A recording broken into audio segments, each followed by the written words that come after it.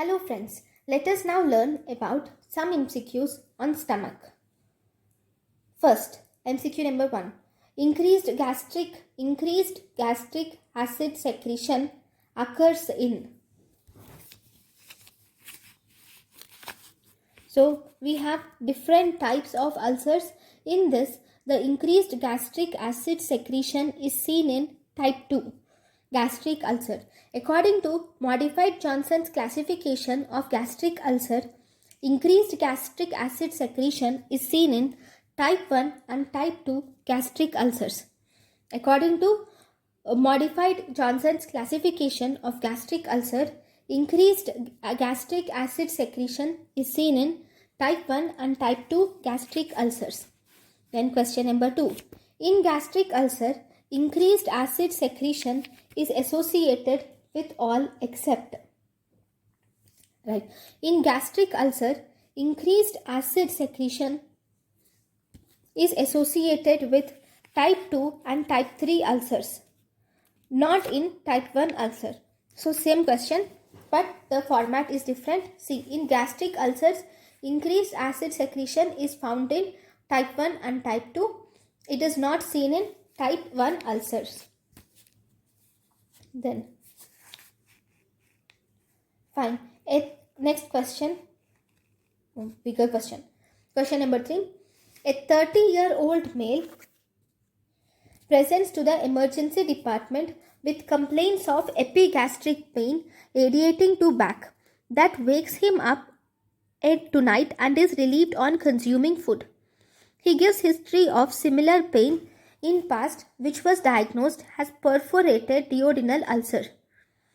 Treated with omental patch on 2 occasions, before and after surgery. Before and after surgery, the pain has been controlled with proton pump inhibitors and analgesics. The likely diagnosis on this occasion is, see, here pain is relieved on eating. Right? Pain is increased on eating is gastric ulcer.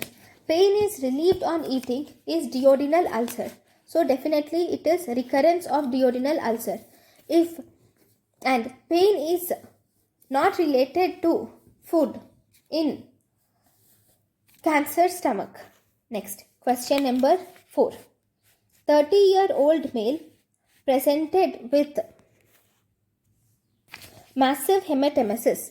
Look, 30-year-old male presented with massive hematemesis, 2 into 2 centimeters ulcer was visualized on the upper GI endoscopy in the posterior aspect of first part of duodenum.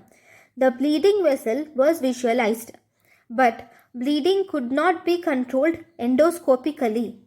Blood transfusion was done and patient was planned for surgery. BP was 90/70.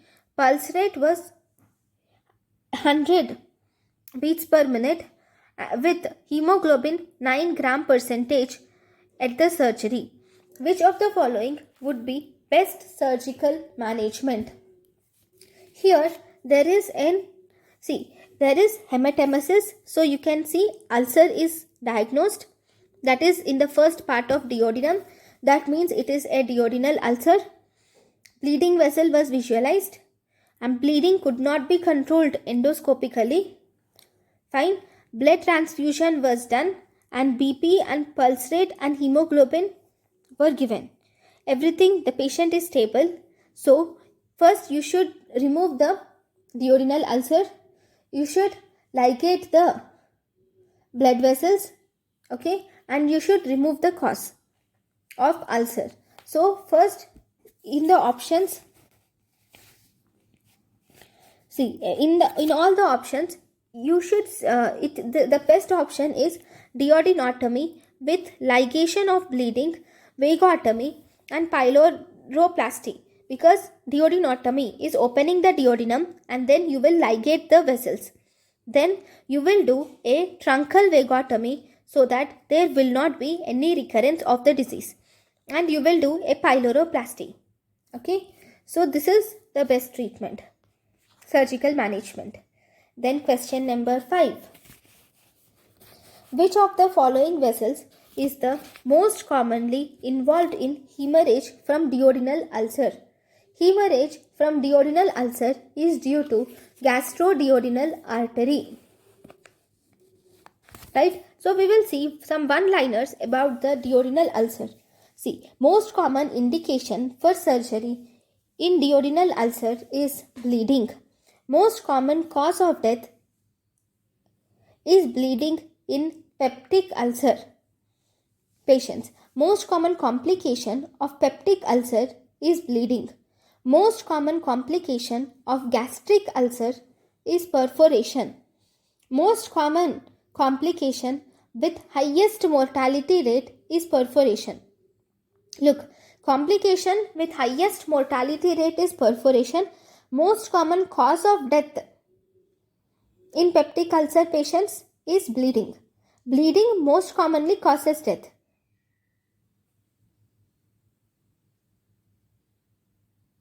And highest mortality rate is present for perforation. I don't understand the differences in this sentences, but anyways.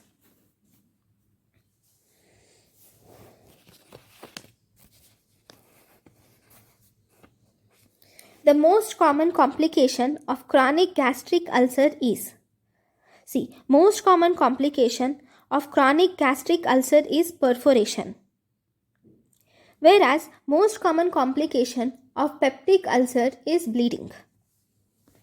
Then question number 8. In gastric outlet obstruction in peptic ulcer patient, the site of obstruction most likely to be, if there is gastric outlet obstruction, most common site of obstruction is duodenum. Because of the cicatrized duodenal ulcer in the first part of duodenum causes duodenal obstruction. Then the last question of this topic is 60-year-old male had sudden fall in the toilet. His BP is 90 by 50 millimeters of Hg and pulse rate is 100 beats per minute. His relatives reported that he is a known case of hypertension and coronary artery disease and was regularly taking aspirin, atenolol and sorbitol. The most likely diagnosis is, see, sudden fall in the toilet and BP is 90 by 50. It's a little less, right? His relatives report that he is a known case of hypertension and coronary artery disease and regularly taking aspirin. So it is a blood thinner. Increased bleeding is seen. Can be a complication due to aspirin. Then atenolol and sorbitol. Here there is some hemorrhage, definitely.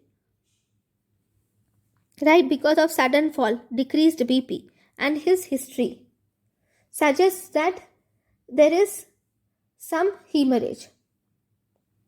And he is taking NSAIDs, right? He is taking aspirin. Aspirin causes gastric ulcer.